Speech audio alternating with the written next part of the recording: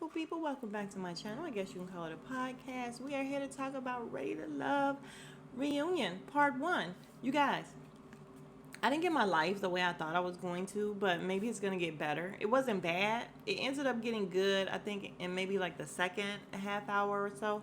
But let's talk about it. I got lots of opinions. I got hella opinions. Let's talk about it.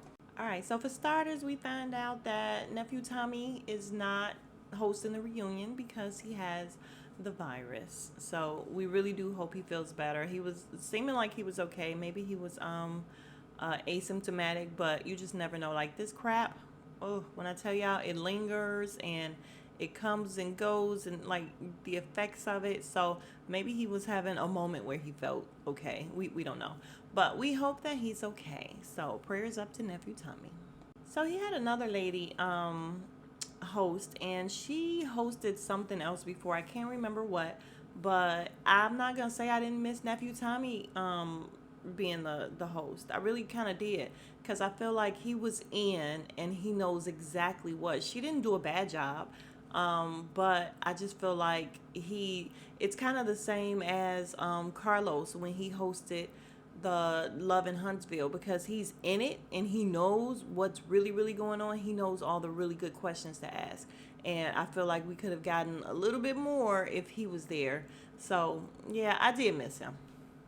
All right, I just wanted to put her picture up. This is Tanika Ray, apparently, and we have definitely heard her somewhere else before. I really feel like she's hosted something else before. She got the whole anchor woman talk going down, like she, real journalist situation going on. I ain't mad at her, but I don't know where I've seen her before. Like she's definitely hosted some stuff before. So if anybody can remember, leave it in the comments, please.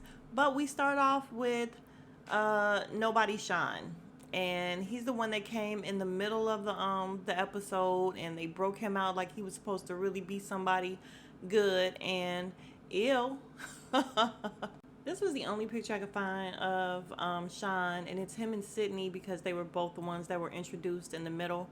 But yeah, so basically we do a little montage of him and his connection, or the connections he didn't have, and the fact that when they let him go, he was like, hallelujah. And I'm like, dude, if you didn't like nobody there the way you say, then you could have just left a long time ago. You're not forced to play the game. So basically, she asked why he said hallelujah. He said because he felt like he was pressured to like somebody there. And I get it. It's a show. So they want you to like somebody. If you don't, freaking self-eliminate, dude. We didn't need you. Like, you came in the middle. You were boring as all get out. Listen, Sean, thanks for your services. So it's funny, he called meeting Sabrina's friends the Negro Inquisition. She did apologize. She said they were really rough on him, and the hostess asked, well, is this your first time getting an apology from her? And he said no. She did say on the way out, sorry. And I'm like, okay, she said sorry. But I mean, I just think somebody calling you out on the fact that they feel like you are being full of shit is not so much a Negro Inquisition. I mean, they were asking lots of questions, but that's what you were there for. That's what it was for. I think him meeting people and everything was just premature. Like I said, on this season, for some reason, it just felt like all they were doing were meeting family and friends. Every episode, it was meet this person, meet an ex, meet a cousin, like, it was just a lot of meeting people, and I was over it. But yeah, thanks again, Sean, for your services. Bye-bye now. So they also talked to Sydney about her connections with Frank and, God, what is his name in the middle? I cannot remember his name. Phil. And she was just like, she liked him. Of course, I'll say it. I say it every episode, you guys. She liked him because he didn't pay her any attention, basically. Everybody else was running up to her, trying to get to know her. He was sitting back in the cut or whatever. So that's what drew her to him. They kind of booed up like they still talk and they're together. And I think eventually, I'm jumping ahead, but I think she does ask them if they are seeing each other exclusively, and they say yeah. So that's cute. I like them. I mean, if they can make it, beautiful, make it. But she asked him what drew him to her, and his answer was talking to her. She's just different. And she's like, different how? And I'm like, yeah, different how? And he's like, well, when you look at people, you get pretty much kind of a preconceived idea of how they're going to be. And I'm like, he thought she was a dingbat. He thought she was just a pretty face or whatever. And I can admit, I don't know how much depth she has to her, but she wasn't just shallow or whatever. I did like Sydney. Sydney's fine. And I guess that's what he was kind of getting around to without actually saying, I thought she was going to be dumb as hell. Then we get Crazy and Cornelius.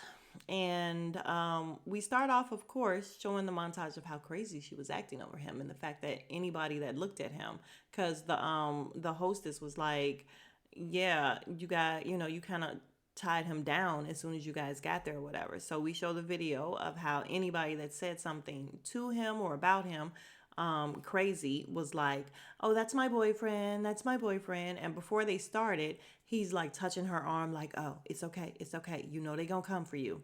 And I'm like, yeah, because she acted batshit crazy and they need to come for her. And also now seeing how you act, people need to come for you too. Like, this dude, I'm not gonna jump ahead, but this couple belong together because they both got issues. We talked about the faces she makes, and you guys, I called it episode 1, the faces she make. Like, it's just not flattering. And the problem is, or the bad thing is, Crazy is not unattractive. She's a pretty woman. She just make these faces. I honestly just think something is wrong with her. Like, something is very off in her head. Does she have kids? If she does, oh, I feel so bad. But she has a problem, for real, for real.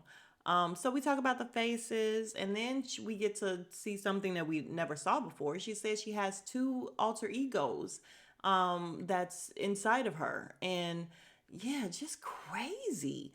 Then when we get back to the reunion, she's like, oh yeah, I've had counseling. It's just me now. I don't have 2 other people inside here. And I'm like, yeah, we're laughing, but honestly, something's wrong with this broad. Yo, while she's talking about these other personalities, they showing all the other people that were on the show. And when I tell you they were looking like, oh my God, it's embarrassing. I honestly have secondhand embarrassment for this girl because she comes off so bad. And I don't even think it's just her coming off that way. She really is this way. So yeah, I'm embarrassed for her. So the lady asked if they live together yet. She's like, y'all all booed up. Y'all live together yet? And I'm like, damn. And everybody's like, why would they be living together? But she said because Camille moves fast, which she did. So I guess that it would be a possibility. And in the back, we see Sydney saying, yeah, I give them 1 more month before he's moving into her house. What is she trying to say about him? Is he a bum? So we talk about her and her behavior, and she says editing does what editing does. Sabrina's on the other couch like, it ain't that much editing in the world. And the host is just looking at her like, bitch. And she's like, theater major, was I not entertaining? And I'm like, no, you actually weren't entertaining. I would have been fine if she would have left the first day. Actually, the whole show was not entertaining on the low. But if she would have left because, yeah, no, you were not entertaining, sweetie. You really weren't. But when I tell you Sabrina and Aisha, over her totally. So the host turned to the other couch and she said, Sabrina, any comments on them? She says, what they do have nothing to do with me. I don't care. Unless they paying my mortgage or paying for my groceries or any of my bills, I don't care what they do. They ain't got nothing to do with me. And the hostess was like, I heard that. I was just like, what am I watching? Like, really? So as we're going into the commercial, Aisha's like, listen, she's not addressing the part, that part. And the host is like, what? And she's like, yeah, she's not addressing the part that she's just like extremely aggressive with all the females, which I don't like the word females, but she used it. She was very aggressive with all the females or whatever. She ain't addressing that. And Camilla's over there like, keep it classy. Cornelius just be looking so uncomfortable when confrontation comes up. And you guys, Cornelius, he's a no-go. And we'll talk about it later, but Cornelius is a no-go. He's an enabler, and I lost so much respect for him in watching this. And I watched him do an interview with the other 2, Simone and Rashid, I think it is. And you guys, the fact that he enables her and he acts like nothing is wrong, I feel like she's his beard for sure. because why else would you deal with something like this? Like, something's off with Cornelius as well. Anytime you can deal with someone like batshit crazy girl, something's wrong with you too. So yeah, I lost all respect for him. He has no respect for himself. So then we talked to two more B-list characters. Well, they're all B-list characters, B, C list on this show. Like, nobody is a main character here. But the guy with the eyes, that had the crazy eyes, that would be like, wow, what's going on? What's going on? Apparently his name is Tyrone. Oh, he's the one sitting down there. I couldn't find a picture of him by himself, but he's the one sitting down in the front on the picture here. And remember, he's the one that told that girl, I can't remember her name, sorry, no disrespect. He told her that, listen, I'm feeling other people, so this isn't going to work out. And basically, during the reunion, he apologized and said his delivery was off, and what he should have said was he had a connection somewhere else, and there was absolutely nothing wrong with her, because we got into the fact that he called her aggressive as well. He was like, some of your ways are just kind of aggressive, and she's like, aggressive, or was I just showing interest? Like, there's a difference. And of course, we get into this whole thing later on about the use of the word aggressive. And basically, he took it back. He was just like, listen, I should have said, pretty much, it's me, not you, is what he wanted to say, or what he should have said, or what he felt like he should have said. And she accepted his apology. She felt good about it. Great. And I can't believe the person he was loving was Shiloh. Lord, hopefully you called her. And I think it's a cop out that Shiloh did not come. Girl, you copped out because you tried to shit on this guy. And for you to come and not get your lumps or get the dialogue and everybody's feedback that was shitty. Like, I just feel like she's a punk. She punked out. So we're back talking about Corny and Camille, crazy Camille, and they're showing, how crazy she was acting over him, and the fact they showed when she was like, yeah, all these girls coming in your face, and you're like, duh, like a country bumpkin ass, and then they showed all the castmates looking at it, and I guess the back room or whatever, and they were all like, damn, disrespectful, just mad disrespectful, and that's what I mean, dude. You got men looking at you, you got women looking at you, you got men looking at you, accepting all this disrespect. Like, do you have no sort of like, oh my God, he's such a dumbass. So she asked if they watched the show together, and they said a few times. She's like, well, how does Camille come off when you're talking to any of the other ladies? And I'm like, when was he ever talking to any other ladies? And he says, well, it's a conversation. She's like, yeah, it's a conversation. I'm like, so y'all argue every week, basically. Y'all together, and he went home with you. He barely said anything to any of these other women. And yet, when y'all watch it, if he says two words to somebody, it's an argument. Yeah, ugh. When I tell you, I wish I could insert.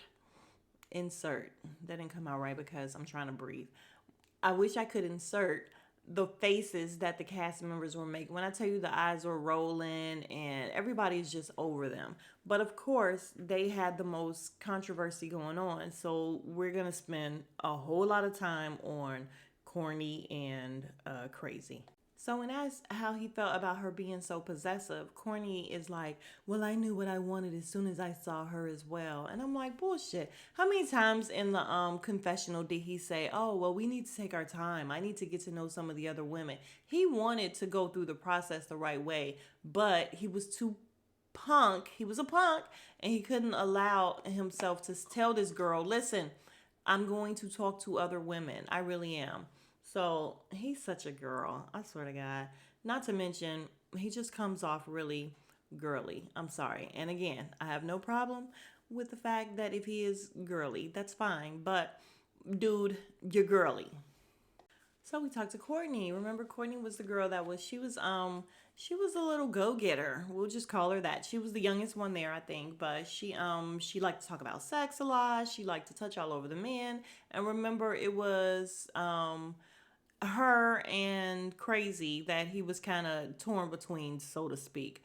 And she was saying that she didn't mind having to chase him. It's fine because, of course, she's young and she don't know. Girlfriend, you're not supposed to have to chase a man, so whatever. But she did say that Crazy was coming off mad aggressive. There's that word again, but if it fits you, it fits.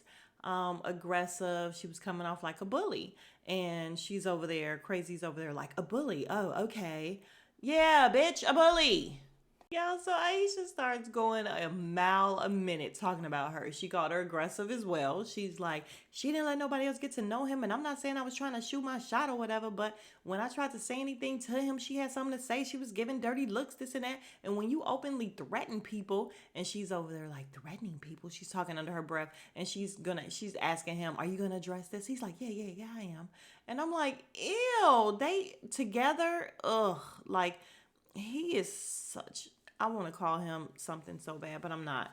Um, but yeah, and then we have Zadia sitting there with her full face of makeup, and she has on this pinkish reddish gown and the same exact color on her eyes, and it was just too much. Like her eyeshadow, oh my god. But she's smiling, being condescending as she always is, and cannot stand Zadia. So Sabrina says she feels like he still has regrets. And of course, he's like, you feel like I have regrets? And all the other women are kind of shaking their head, yeah, as well. And he's like, no, I didn't have any regrets. I knew what I wanted. And I'm like, you such a punk. I swear to God, you do have regrets. You wanted to get to know some of these other women because you said it every week in the confessional. You did. I don't understand what's going on with these two and the fact that they're actually together. Like, something is so off with them. And when I tell you, my blood is just boiling watching them. I don't like them. And I felt bad for him because I felt like he was just being nice to her. And after it was over, he was going to let her go. Especially once you see, once you play back and you see how crazy you look, letting a woman talk to you in the way that she was talking to him and dealing with him. But no, the fact that he's still with her, I'm telling you, oh my God, I just don't like them.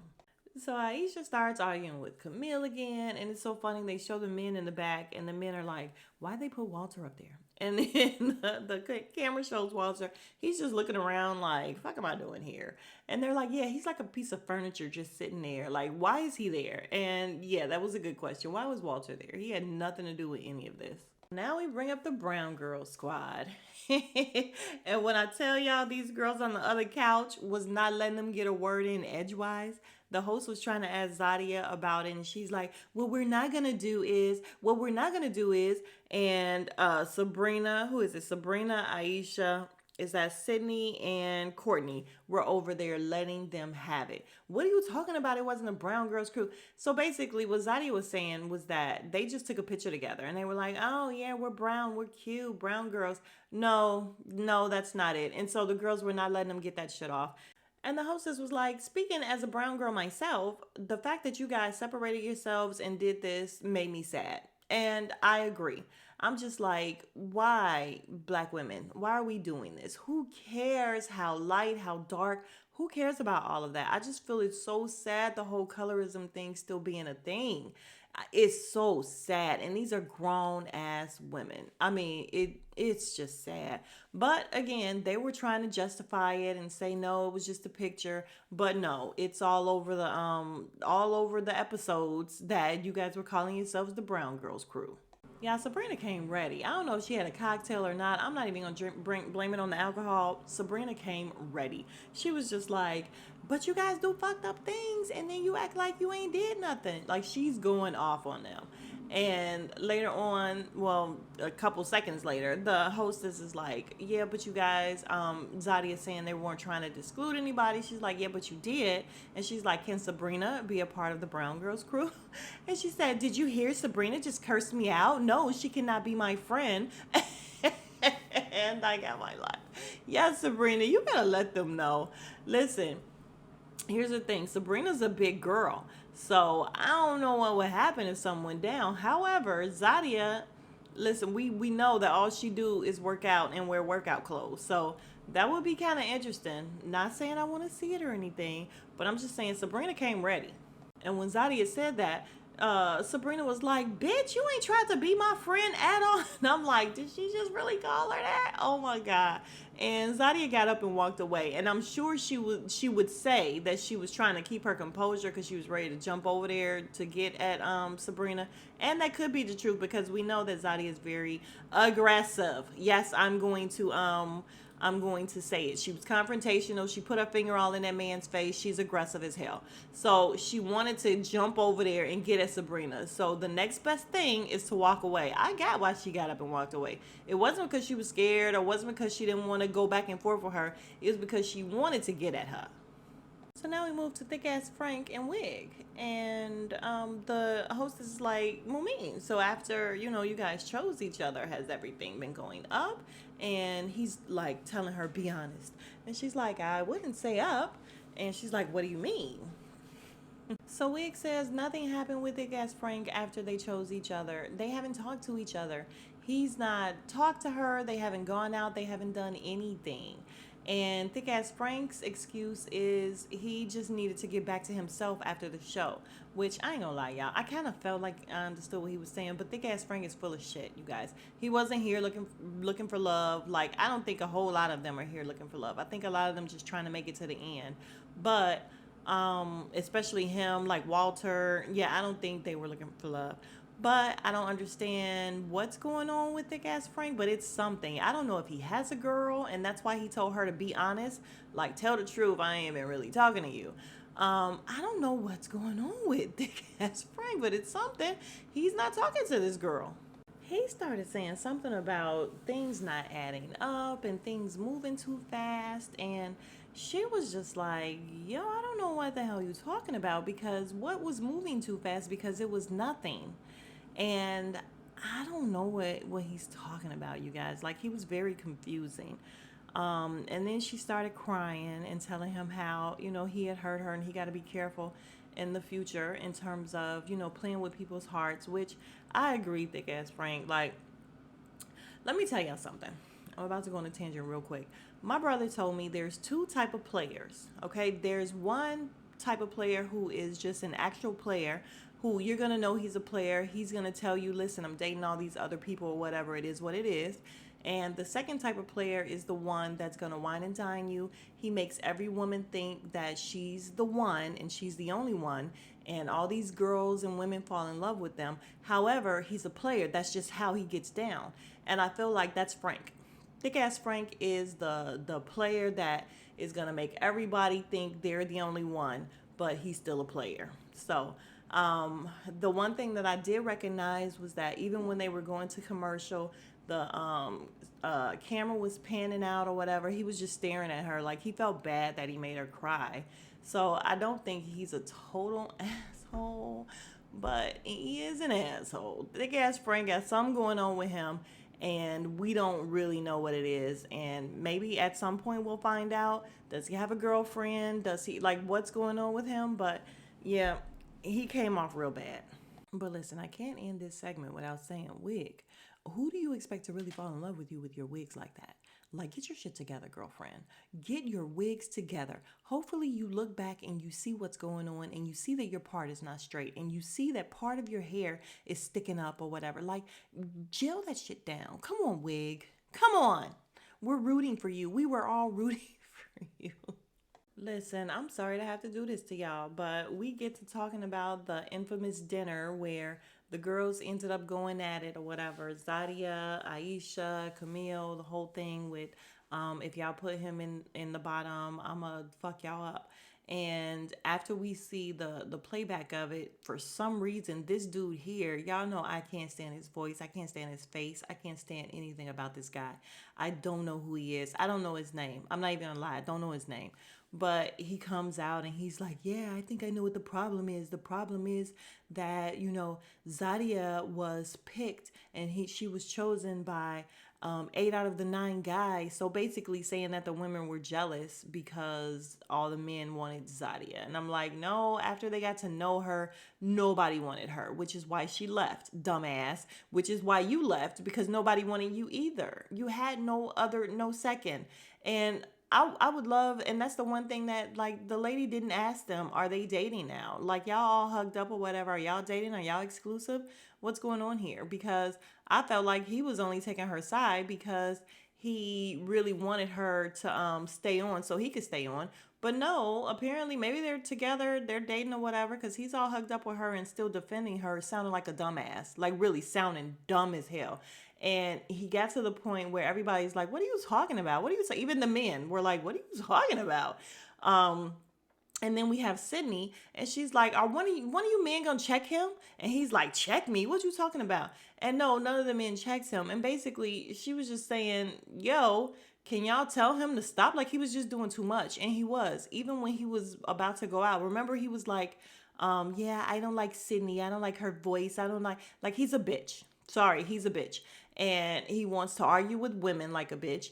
And yeah, so somebody, where's a guy on this panel that's going to check him and be like, dude, slow down, it's enough, it's enough. There's no real men on this whole entire panel, none.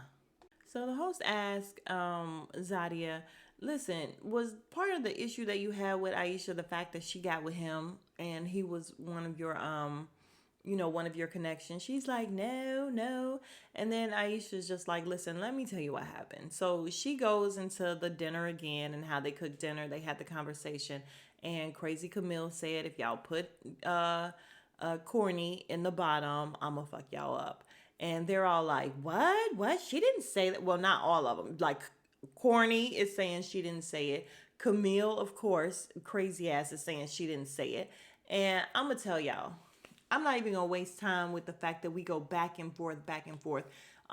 Crazy ass say she didn't say it. You didn't see my mouth saying it. You didn't, to the point where the hostess is like, play it back, play it back, play it back. They play it back a billion times. We go all the way up in her mouth. This broad said it twice, actually. And the fact that Cornelius heard her at the table, because you see his eyes get big when she said it, and he told her to shut, like, don't say that or whatever. So for you both to sit here and lie, blatantly lie, and say that you didn't say that, it's just sad. And oh my God, it's a waste of time. So what's her name? From Chicago.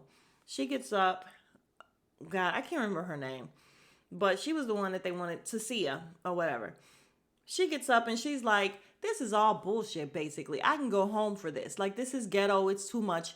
And of course, it's random. So I'm like, what is she talking about? It is ghetto. It is stupid. It's a waste of time. I'm not going to lie. Where they wasted like 5 minutes on, did she say it? We all saw her say it. We all know she said it. So why are we wasting time with this shit? But Tasia gets up. She's having a fit about it, and then she goes backstage and she's like, listen, my mom is in the hospital and I'm doing this. And I'm like, yeah, you probably shouldn't have came. If your mom was in the hospital, why are you doing this? Like, anything they would have said would have been nothing compared to what you're going through outside. So you probably shouldn't have come, and that's no shade. But yeah, the whole thing was just stupid in terms of, oh, did she say it, did she not say it? This broad knows she said it. He knows she said it. Why are we going back and forth? But yeah, they made her look stupid. I'm just embarrassed for her the entire time. She's an embarrassment. And the fact that he enables this and he encourages this is just too much. And I watched the Little Black Book or whatever, and he did a segment on Cornelius and the fact that he enables her, which is true. And it's kind of dangerous because, like he was saying the same thing that I was saying in terms of, you would have thought that after the episodes and everything, after the series ran, he would have been gone and he would have seen how he looked. But no, he's like all on board for this. And like the guy, I don't even know his name, the Little Black Book guy, he was just like, if you go to Cornelius and say that she said something or what, like he's not even a protector. He has her back in this foolishness, and he does. Like, he's being like all on her team and lying for her. Dude, you saw her say it, so why are you lying for her? This whole thing, yeah, the end, the last 5 minutes or so was a waste of time, just wasting on crap. So we'll be back for the next episode, you guys, and I'm sure I'll have lots of opinions then as well. If you are still here, you are my real MVP. Thank you so much. I appreciate you. Please like, comment, and subscribe, and I will see you guys in the next video. Smooches.